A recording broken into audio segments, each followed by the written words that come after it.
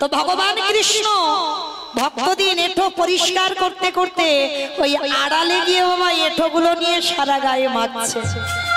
আর যুধিষ্ঠির মহারাজ দেখে বলেছিল, কৃষ্ণ কৃষ্ণ, আজকের কে কোন জাতির মানুষ এসেছে, সবার পা ধোয়াচ্ছিস, মেনে নেওয়া যায়। সবার এঁঠো পাতাগুলো নর্দমায় ফেলছিস, মেনে নেওয়া যায়। কিন্তু কৃষ্ণ রে,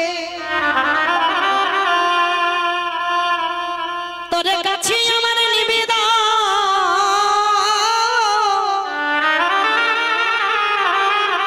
ওই ভক্তদের এঁঠোগুলো তুই গায়ে মাখলি কেন? এই জায়গা বাবা খুব মন দিয়ে শুনবেন।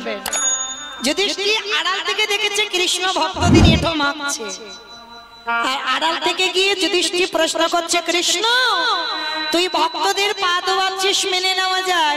এঁঠো পাতা নর্দমায় ফেলছিস, মেনে নেওয়া যায়, কিন্তু এঁঠোগুলো গায়ে মাখছিস কেন? ভগবান মুচকি হেসে বলল, দাদা গো, এই জগতে সবাই পাপ করি,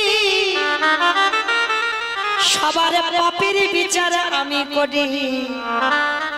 কি গো মায়েরা, আপনারা আমরা যদি পাপ করি, অন্যায় করি, আমাদের বিচার কে করবে? ভগবান সিংহাসনে বসে আছে বিচারকের জায়গায়, কিন্তু যে বিচারক হয় সে যদি অন্যায় করে, সেই যদি পাপ করে,